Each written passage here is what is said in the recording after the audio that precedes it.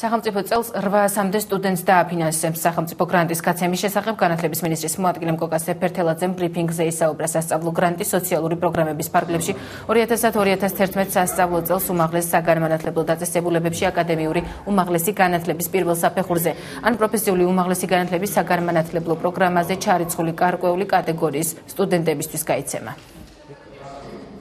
ჩვენ დავაფინანსებთ ადამიანებს, რომლებიც არიან ოკუპირებული ტერიტორიებიდან დევნილები, ომში დაღუპული გმირების შვილები, ინვალიდები, მრავალშვილიანი ოჯახის შვილები, შეჭურებული ოჯახებიდან, ასევე ეროვნული უმცირესობები, როგორც სომხები, ასევე აზერბაიჯანელი მოსახლეობა.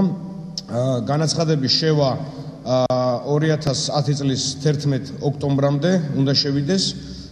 რეგისტრაცია მოხდება ამ პერიოდში. ყველა ის გრანტი, რომელიც მოიპოვა აი ამ ზემოთ ჩამოთვლილი სტუდენტებიდან შეივსება ბოლომდე 100%-მდე, თუ კი ასეთი ადამიანი, რომელიც არსებობს, რომელმაც საერთოდ ვერ მოიპოვა გრანტი, მას მიეცემა გრანტი ოღონდ პრეზიდენტის ინიციატივით განცხადებულ საბუნებისმეტყველო და ტექნიკურ საგნებზე. მასწავლებლების პროფესიული ეთიკის, სკოლის დირექტორის ეთიკისა და მოსწავლის ქცევის კოდექსებით 15 სექტემბრიდან ამოქმედდება. ეთიკის სამივე კოდექსის პრეზენტაციას ხვალ საქართველოს განათლებისა და მეცნიერების მინისტრი დიმიტრი შაშკინი და სამინისტროს მასწავლებელთა პროფესიული განვითარების ცენტრის დირექტორი გია მამულაშვილი გამართავენ. 51 საჯარო სკოლის მოსწავლეები და მასწავლებლები სამივე კოდექსის პირველები გაეცნობიან. მოძრაობა თეთრების ოფისში პრეზიდენტის იმპიჩმენტის საორგანიზაციო ჯგუფის მორიგის ხდომა გაიმართა. შეხვედრაზე მოძრაობის მთავარი მიზნის პრეზიდენტის იმპიჩმენტის განხორციელების გზებზე მსჯელობდნენ. გადაწყდა, რომ 20 სექტემბერს გაიმართება კონფერენცია, სადაც საორგანიზაციო მუშაობა კიდევ უფრო სერიოზულ ეტაპზე გადავა. შეხვედრაზე თეთრები არასამთავრობო და სამოქალაქო სექტორებისა და პოლიტიკური სპექტრის წარმომადგენლებს იწვევენ.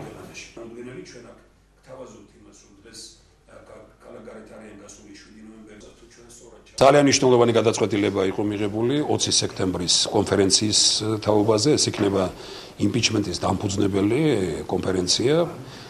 ჩვენ ამ კონფერენციას წარუდგენთ იმ დოკუმენტებს, რომელიც უკვე ხელთ გვაქვს. ეს არის ევროპელ ექსპერტებთან დათათბირებული, როგორ შეიძლება რეფერენდუმი ჩატარდეს ესეთ ქვეყანაში, რომელს კანონმდებლობა თქვათ ვითომ არ იძლევა ამის საშუალებას და მეორე თვით იმპიჩმენტის ტექსტი.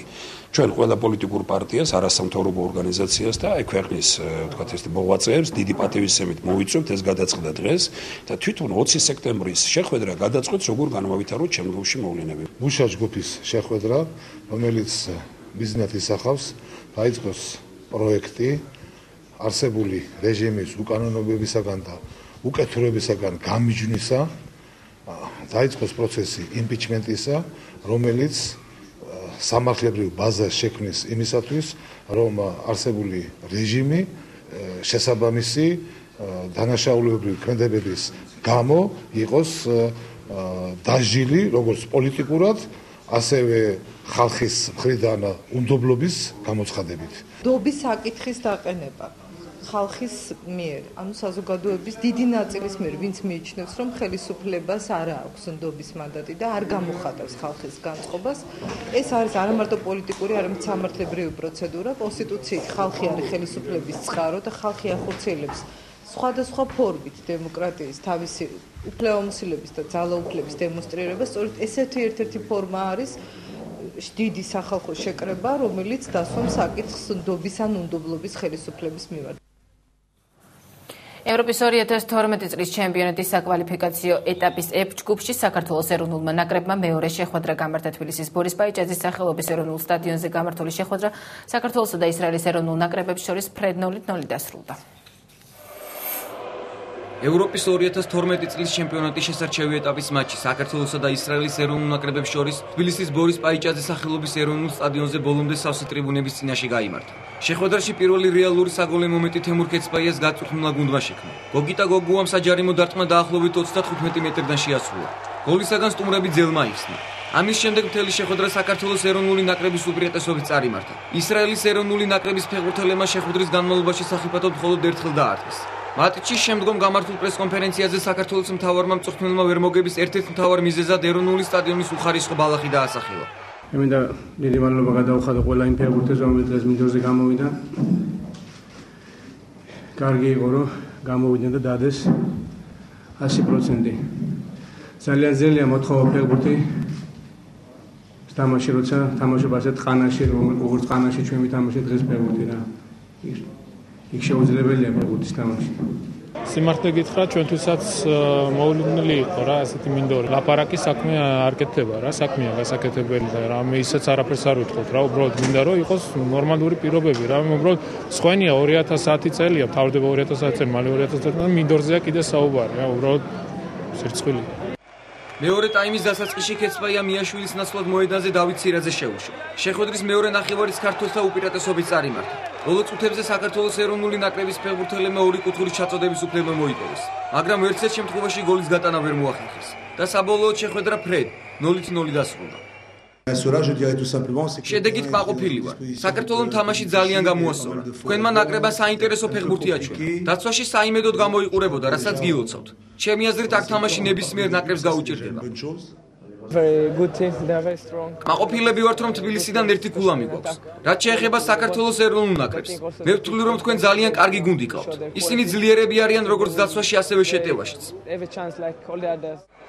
ევროპის 2012 წლის ჩემპიონატის საკვალიფიკაციო ეტაპის F ჯგუფშია საქართველოს ეროვნული ნაკრების ზედიზედ მეორე ფინალი. პირველ შეხვედრაში თემურ ქეცვაიას გუნდმა სტუმრად საბერძნეთთან 1-1 ითამაშა. მომავალ შეხვედრაში საქართველოს ეროვნული ნაკრები 8 ოქტომბერს თბილისში ამავე სტადიონზე ჯგუფის აუტსაიდერ მალტის ეროვნულ ნაკრებს უმასპინძლებს.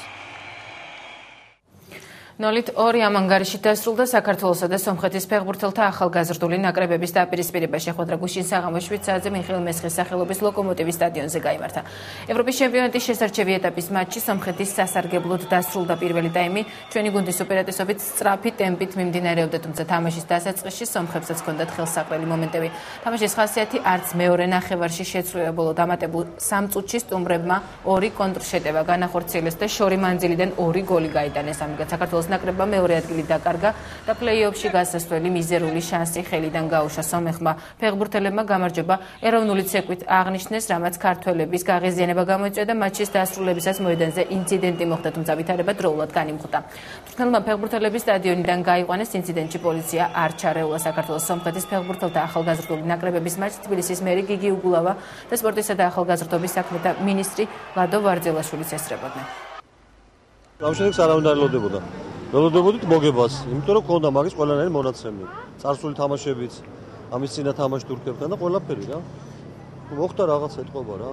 მოადუნეს ბოლოს ყურადღება და იყო.